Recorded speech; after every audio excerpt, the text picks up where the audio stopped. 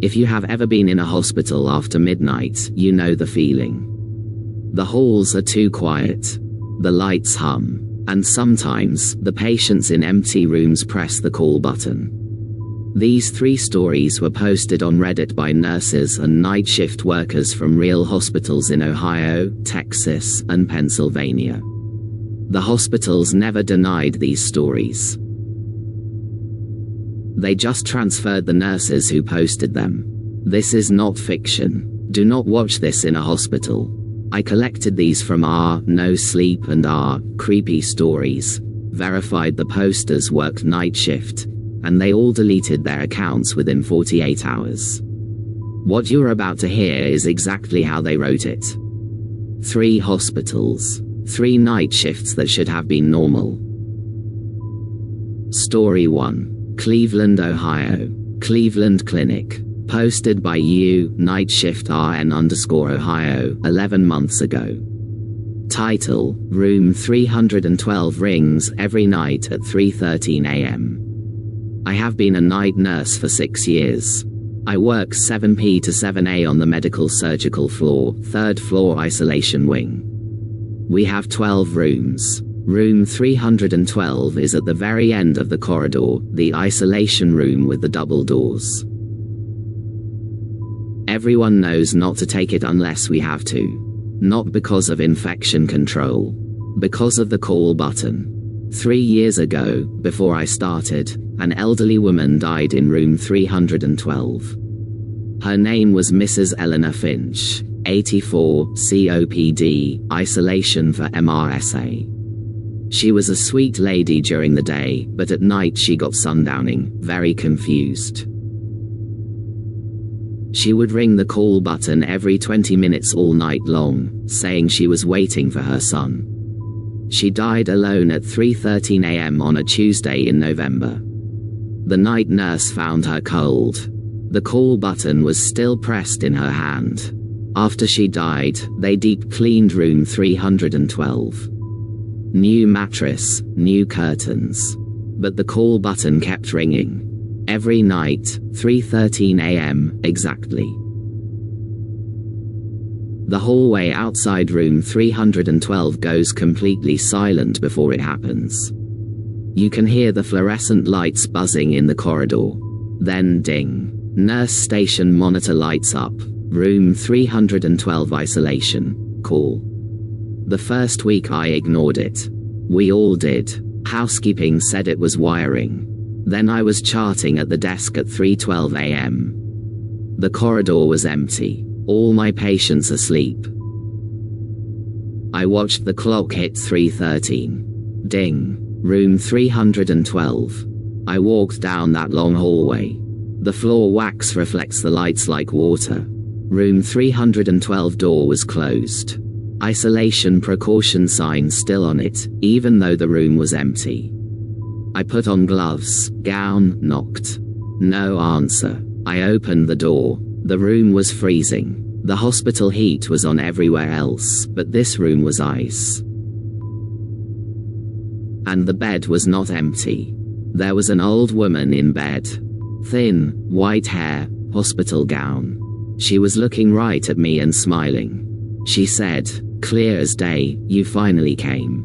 I froze. My heart stopped. I said, "Mrs. Finch." She just kept smiling, and then she lifted her hand, and her hand went right through the bed rail. Like smoke, I ran.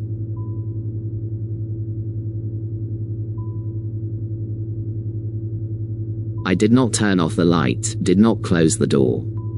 I ran back to the nurse station and sat there shaking. At 3:20 a.m., I made the aide come with me. We walked back down the corridor. The room was empty, perfectly made bed, but the mattress had a warm imprint, like someone had been lying there for hours, and the call button was warm to the touch. We never put a patient in room 312 again after February. We put a supply cart in front of it. But every night, at 3:13 a.m., it still rings. The new nurses think we are hazing them when we tell them not to answer it. The original poster ended her post with a photo of the nurse station monitor. 3:13 a.m., room 312 calling. She transferred to outpatient clinic 2 weeks later. Her account was deleted. Story 2. Houston, Texas. Harris Health Ben Taub Hospital. Posted by U, Morgue Tech HTX. Title: I work in the morgue basement. Last night the gurney moved by itself. I am not a nurse. I am a morgue attendant, Dina. I work 11 p.m. to 7 a.m. in the basement cold room. My job is easy most nights. Tag, bag, paperwork, keep the cooler at 36 degrees. The morgue has 6 bays, steel doors, and a hallway with a gurney that always squeaks. At 2:17 a.m. on a slow night, I was at my desk near the nurse station of the basement, doing intake forms. The emergency department had sent down a John Doe from a car accident. A stretcher still in the hallway. Then I heard it. Squeak, squeak, the gurney moving. I looked up. The morgue hallway was empty except for that one gurney. And it was rolling, by itself, slow, down the corridor toward the cold room. The wheels squeaking, no one pushing it. I thought it was the floor slope. I got up, stopped it, locked the wheels, went back to my desk. 10 minutes later, squeak again. The wheel lock was off. The gurney had moved 3 feet. Then the basement lights flickered. In the morgue, the lights never flicker, we have backup generators. And from inside the cold room, I heard a zipper. You know the sound a body bag makes when you unzip it? That slow plastic teeth sound. My blood ran cold. There were 3 bodies in the cooler. All zipped, all tagged. I grabbed my flashlight and opened the cold room steel doors. Cold breath fog came out, you could see my breath. Bay 3 was open. The body bag inside was unzipped halfway. The John Doe from the I zipped it back, checked the toe tag. And that is when I saw it. The toe tag did not say John Doe. It had my name, first and last, and a date. Tomorrow's date. And cause of death. Cardiac arrest. I dropped the tag. I ran out of the basement, up the stairs to the emergency department. I told the charge nurse. She looked at me like I was high. She came down with me. The cold room was normal. All bags zipped. Bay 3 toe tag said John Doe, 42, MVA. Nothing with my name. The stretcher was exactly where they left it. I thought I hallucinated. Until I got home that morning. I found a hospital wristband on my kitchen counter. My name on it. Admit date. Tomorrow. I have never seen that wristband before. I quit the next day. I still have that wristband in my drawer. Tomorrow is in 2 days. He never posted again. The post was removed by moderators for violating personal information rules. Story 3. Philadelphia, Pennsylvania. Children's Hospital of Philadelphia, CHOP. Posted by U, Peds RN_Philly throwaway.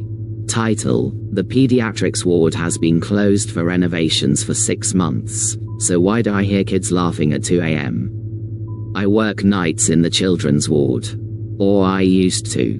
Our pediatrics wing on the 5th floor was closed in March for asbestos removal. All patients moved to the new tower. The whole hallway is sealed with plastic, lights off, empty rooms, toys left behind because they were contaminated. I am on the float pool, so I cover the main floor below, 4th floor.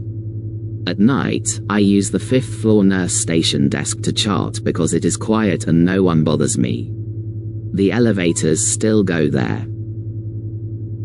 At 1:58 a.m. last Tuesday, I was charting at that empty nurse station. The hallway behind me was dark, plastic sheeting over the pediatrics rooms. Then I heard it. Children laughing, giggling, Down the corridor. I thought someone's kids were visiting, which is impossible at 2 a.m. I called out, "Hello." The laughing stopped. Then a little girl peeked around the corner at the end of the hallway. Maybe 6 years old, bald from chemo, holding a red balloon. Hospital gown too big for her. She said, "Will you play with me? I am waiting for my balloon to come back." My chest tightened. That wing is closed. No patients. No children allowed. I stood up, said, "Honey, you cannot be here." She giggled and ran back down the corridor, balloon bouncing. I followed her. I should not have followed her. The plastic sheeting was cold, the emergency lights barely on. I turned the corner. No one there. Just an old room, room 512, with a faded name sticker still on the door, Amelia, 1987. Inside, a single red balloon floating in the middle of the empty room, not touching ceiling, just hovering at child height. I backed away. I ran down to the 4th floor. I told my charge nurse. She went white. She said, "Amelia was a patient here in 1987. Leukemia. She died waiting for her dad to bring her a red balloon from the gift shop. He was stuck in traffic. She died at 2:13 a.m. We still find red balloons in that hallway sometimes. I did not sleep after my shift. I drove home, and on my rearview mirror, I saw it. A red balloon, floating in my back seat. I swerved, pulled over, opened the back door. Nothing. That night, my daughter, who is 4, woke up screaming at 2:13 a.m. She said a little girl was in her room asking to play and she had a red balloon. My daughter has never been to my hospital. I requested transfer to adult oncology the next morning. I will never work pediatrics again. The balloon still shows up sometimes in the parking lot cameras at CHOP at 2:13 a.m., floating alone down the corridor. The account posted 3 photos: the dark children's ward with toys, the nurse station empty at night, and a security camera still of a red balloon in an empty hallway. All deleted within 24 hours. These are 3 real stories. If you work night shift in a hospital, you know there are rooms you do not enter, gurneys you do not touch, and hallways where you do not follow children with balloons.